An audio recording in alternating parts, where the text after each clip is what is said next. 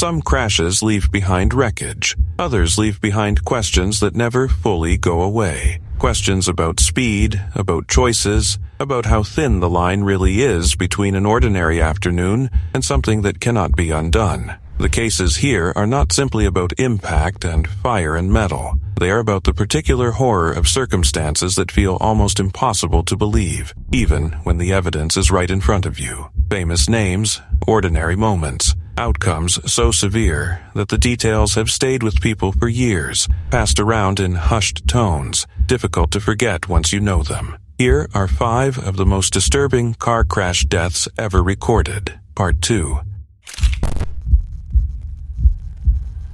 It is the early morning of June 20th, 2011, in West Goshen Township, Pennsylvania. The roads are quiet. The night has settled into a particular stillness, the kind where sound carries farther than it should, and headlights push hard against the dark. Ryan Dunn had spent the evening at Barnaby's, a bar in Westchester. He was 34 years old, known across the world for his work on Jackass, the franchise that had made him famous for doing things most people would never consider attempting. He had been drinking. Sometime around 2:30 in the morning, he got into his Porsche 911 GT3 with a passenger, 30-year-old Zachary Hartwell, and pulled out onto Route 322. What happened next took only seconds. The Porsche reached a speed of 130 miles per hour. At that velocity, a car is not really being driven anymore. It is simply being aimed, and even that becomes uncertain when the road begins to curve. The vehicle left the road, struck a guardrail, then went airborne into the tree line alongside the highway. The impact with the trees was catastrophic. The car wrapped around the trunks. The engine tore free from the chassis, and the wreck caught fire. West Goshen Police Chief Michael Carroll arrived at the scene and later told reporters he had never seen a car destroyed in an automobile accident the way that one was, and that was before the fire reached it. He called it the worst crash he had ever witnessed. The engine was found approximately 40 yards from the main wreckage. Not 40 feet, 40 yards. The force required to throw a Porsche engine that distance through a wooded area is not something most people can hold in their minds without effort. The car itself was reduced to a tangled mass of aluminum and steel, no longer recognizable as a vehicle. Both Dunn and Hartwell were killed on impact. The fire that followed burned through what remained. When investigators worked to identify the bodies, dental records were required. Visual identification was not possible. Hartwell was a veteran and a former stuntman. He had worked alongside Dunn in the Jackass world and left behind a fiancée. Dunn left behind a girlfriend, a career that had made him a household name, and a close friend group that included Bam Margera, who learned of the death that same morning and posted a grief-stricken message online within hours of sunrise. Toxicology results confirmed what the evening at the bar had already suggested. Dunn's blood alcohol level was above the legal limit. The speed reconstruction placed the Porsche at 130 miles per hour at the exact point where it left the road. Witnesses in the area had reported seeing the car traveling at extreme speed in the minutes before the crash. What makes this case sit so heavily is the combination of elements, none of them accidental in isolation. The speed was chosen. The car was capable of it. The road permitted it for a stretch, and then the trees did not. Hartwell was a passenger. He had no ability to change what was unfolding around him, and no warning that it was coming. The fire erased whatever the impact had left behind. Earlier that same evening, Dunn had posted a photo on social media. He was sitting with friends at the bar, smiling, a drink nearby. The timestamp placed it just a few hours before the crash. That image circulated widely in the days that followed, and the contrast it offered, a man alive and relaxed in one moment, gone before dawn in the next, is the kind of thing that does not leave you easily. He was 34 years old. He was gone before the sun came up.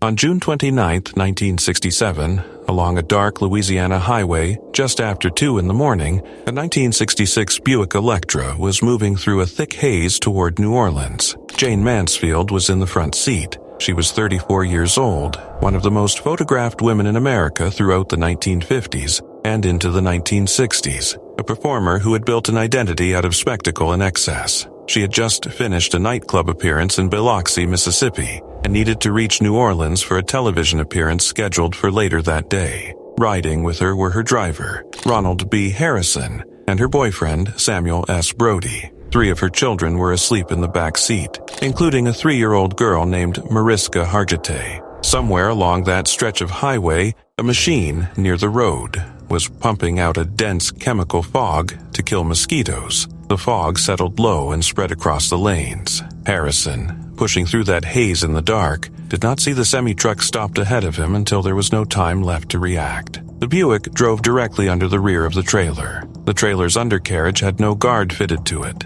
nothing to deflect or slow the car. The vehicle slid beneath the truck and the roof was sheared away completely, torn off as cleanly as a lid pulled from a box. Everyone in the front seat was killed instantly. The children in the back seat survived. In the hours and days that followed, rumors moved faster than the facts. The most persistent one claimed that Mansfield had been decapitated. It spread quickly, lodged itself into the public memory of the crash, and has never fully let go. Photographs from the scene showed what appeared, at a glance, to be her severed head near the wreckage. It was her wig, thrown from the car on impact. The official police report was more precise and more disturbing than the rumor. It stated that the upper portion of the skull had been severed. Her death certificate recorded a crushed skull and a partial separation of the cranium, an injury closer to a catastrophic scalping than a clean decapitation. The medical reality was grimmer in its own way because it described not a sudden clean end, but the full,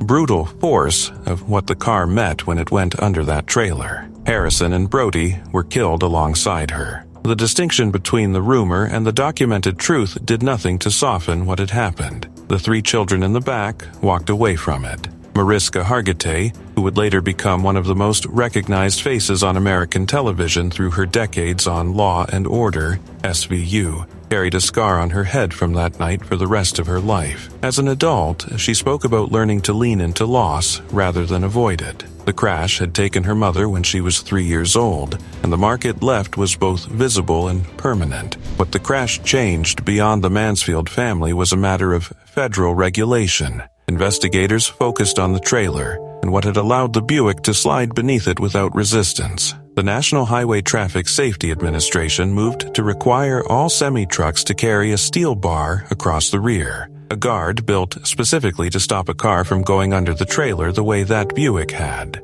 Those bars became known as Mansfield bars. The standard took decades to fully implement. It was not completely in place until 1998. More than 30 years after the night on that Louisiana highway. The fog, the truck, the unguarded trailer, the children asleep in the back. No single element on its own was enough to explain the outcome. Together, they were. Harrison had driven into that haze without seeing what was waiting inside it. By the time the headlights showed him the truck, the distance between the car and the trailer had already closed. It is the afternoon of November 30th, 2013, on Hercules Street in Santa Clarita, California. The sky is clear, the road is dry and well lit with natural sunlight. There is nothing about the conditions that day to suggest what is about to happen. Paul Walker was 40 years old. He was one of the most recognizable actors in the world, known above almost everything else for the Fast and Furious franchise, a film series built entirely around high-performance cars and the people who push them past the edge of reason. He had spent more than a decade in front of cameras pretending to survive exactly the kind of situation he was about to enter for real. He and his friend, Roger Rodas, had stepped away from a charity event running nearby, raising money for victims of Typhoon Haiyan in the Philippines. Rodas was a professional racing driver. He took the driver's seat of a red Porsche Carrera GT. Walker settled into the passenger seat. They pulled out onto Hercules Street. Investigators used footage from closed-circuit security cameras and data pulled directly from the car's own computers to piece together what followed. Rodas was traveling at 93 miles per hour on a road posted at 45. On a curved section of the 4-lane road, the Carrera GT lost traction, and the rear stepped out wide. Rodas could not recover it. The car struck a curb. The driver's side hit a tree, then a concrete lamppost. Those impacts spun the vehicle 180 degrees. The passenger side then struck a second tree. The Porsche burst into flames. Witnesses reached the scene within minutes. The car was already completely engulfed. There was nothing to be done. Firefighters from the Los Angeles County Fire Department arrived and worked to suppress the fire, but both men were already gone. Captain Hitchcock from Engine 56 pronounced both deaths at 3:38 in the afternoon. The investigation confirmed that Walker and Rodas had been killed almost instantly by the impact itself, before the fire took hold. Both were wearing seatbelts. Both airbags had deployed. None of it was enough. The coroner's report noted that the remains of both men were found in a braced position inside the vehicle, a posture the body assumes in extreme heat as muscles contract in the absence of conscious control. It is called a pugilistic stance. It is what the body does when it has nothing left to decide. Investigators also noted that the Carrera GT was running on tires 9 years old at the time of the crash. Whether those tires contributed directly to the loss of control was not definitively concluded, but their condition was formally flagged. Porsche issued a statement noting the car had been altered from its original design and had not been maintained properly, while finding no evidence of any mechanical malfunction originating with the manufacturer. The Los Angeles County Sheriff's Department was clear in its conclusion. The cause was unsafe speed for the road in question, nothing else. The irony of Paul Walker's death was not lost on anyone who had watched his films. A man who had built his public identity around surviving impossible situations at impossible speeds was gone in a real one, on a dry road, on a clear afternoon, during a break from a charity event. The event was still running nearby when the smoke began to rise above the tree line. Fans gathered at the site for days. Cast members from the franchise came. The series continued without him, rewriting his character out of the story in a farewell sequence that was seen by tens of millions of people around the world. The road was dry. The sky was clear. The conditions were ordinary in every way that morning. He was 40 years old, and the charity work was not yet finished when Rodas pointed the car back onto Hercules Street. It is the afternoon of October 31st, 2006, on the 241 toll road in Lake Forest, California. Halloween. The road is open and moving. Nikki Catsouras was 18 years old. That morning, she had eaten lunch at home with her parents in Ladera Ranch. Her father, Christos, left for work afterward. Her mother, Leslie, stayed home. About 10 minutes after Christos walked out the door, Leslie looked out and watched Nikki backing the Porsche 911 Carrera out of the driveway. She was not permitted to drive it. Leslie called her husband immediately. He turned his car around and began driving the surrounding streets, looking for her. He called 911. He was put on hold. When the dispatcher finally came back on the line, it was not to help him search. It was to tell him about the crash. At approximately 1:38 in the afternoon, Nikki was traveling on the 241 toll road at over 100 miles per hour, attempting to pass a Honda Civic on the right. The Porsche clipped the Honda. That contact sent the Porsche across the road's broad median, which had no physical barrier along that segment. The car continued across the northbound lanes and into an unmanned concrete toll booth near the Alton Parkway interchange. Nikki Catsouras was killed on impact by decapitation. Toxicological tests found cocaine in her system. There was no alcohol. The coroner would not allow her parents to identify her body. The crash had left nothing that a family should be asked to see. What followed became its own prolonged catastrophe, one that found new ways to cause damage for years after the wreckage had been cleared. California Highway Patrol officers photographed the scene, standard procedure for any fatal collision. 2 CHP employees, Aaron Reich and Thomas O'Donnell, took those photographs and sent them outside the department. The images found their way onto the internet. Once there, they spread in the way that the worst things do online,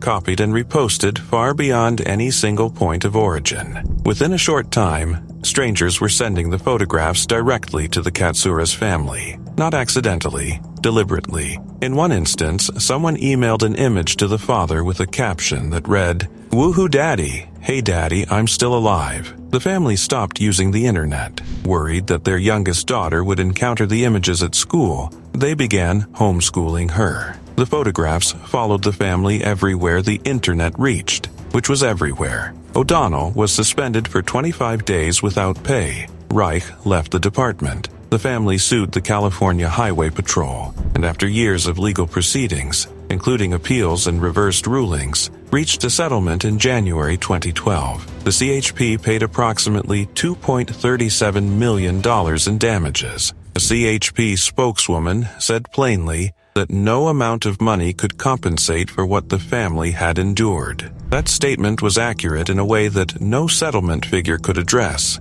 An organization hired by the family worked to locate and remove the photographs from the internet. It estimated it had persuaded websites to pull roughly 2,500 instances of the images. Complete removal, it concluded, was not possible. What the Catsouras case exposed, beyond the immediate loss of an 18-year-old daughter, was the way digital permanence had quietly become a second injury that families of crash victims could be made to absorb without consent. Photographs taken at a scene for official purposes were no longer confined to file rooms or sealed evidence lockers. Once an image moved off a CHP server, no agency had the authority or the means to retrieve it. The internet had not been designed to take anything back. What entered it stayed, copied to thumbnail caches, mirrored across servers, embedded in pages whose owners could not be identified or compelled to act. The Catsouras family's lawsuit reached a settlement, but the underlying mechanism that had distributed those photographs remained in place,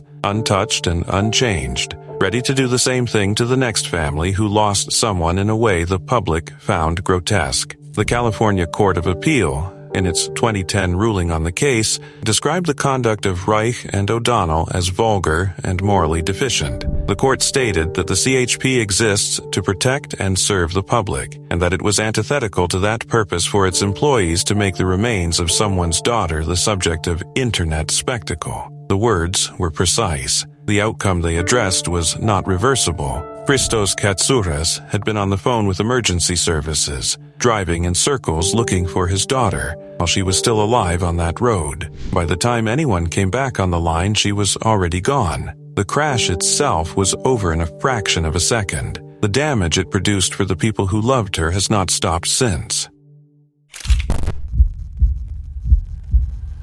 It is the early morning of June 19, 2016, outside a private home on a steep residential street in Studio City, California. The neighborhood is quiet. Nothing about the hour suggests anything out of the ordinary. Anton Yelchin was 27 years old. He had been acting since childhood and had built a career that included the role of Pavel Chekhov in the rebooted Star Trek film series. By most measures, he was at the start of something long. People who worked with him described a person genuinely in love with the craft, not performing that love for an audience, but living it in the way he approached every project he took on. Sometime before 1 a.m, he stepped out of his 2015 Jeep Grand Cherokee at the base of his driveway. He was going to check his mailbox near the brick security gate at the bottom of the property. He left the engine running. He believed the vehicle was in park. It was not. The 2015 Jeep Grand Cherokee used a gear shifter built to operate like a joystick.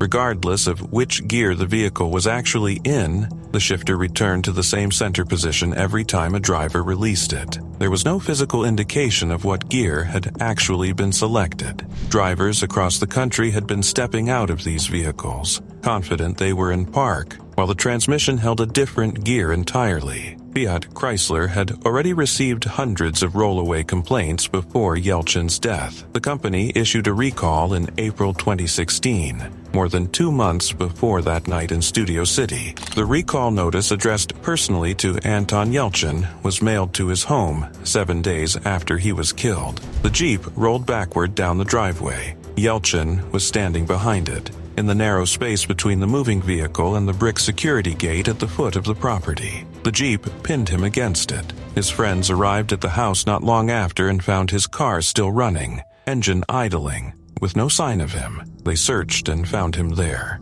The official cause of death was blunt traumatic asphyxia. The vehicle's weight had pressed against him until his body could no longer draw breath. His parents, Victor and Irina Yelchin, filed a wrongful death lawsuit against Fiat Chrysler and ZF North America, the company that manufactured the gear shift itself. At a press conference in Beverly Hills, both parents spoke. Victor said it is against nature when a parent buries his own child. Irina said her son never cared about being a star, that he loved life very much, and that she hoped his death would spare someone else's. By late June 2016, the NHTSA had logged roughly 700 complaints connected to the shifter issue, covering 266 crashes and 68 injuries across the affected models. The recall covered more than 800,000 vehicles. Yelchin's death appeared to be the first fatality tied directly to the rollaway problem. There was no highway, no speed, no other vehicle. He stepped out of his own car, on his own property, on a quiet night, and the machine did not do what he believed it had done. The defect was documented. The recall had been processed. His name was already typed at the top of a letter sitting somewhere in the postal system when he walked behind that Jeep. He was 27 years old. His next Star Trek film was in post-production at the time of his death. It was dedicated to him. 5 crashes, 5 lives cut short under circumstances that run from a road lit at 130 miles per hour to a driveway on a still night. What holds them together is not simply the violence of each ending. It is the particular weight carried by the details that survive them. The engine, thrown 40 yards through the trees. The fog that swallowed a highway in 1967. The tires 9 years past their moment. The photographs that spread beyond any ability to contain them. The letter with a man's name on it, arriving a week after he was already gone.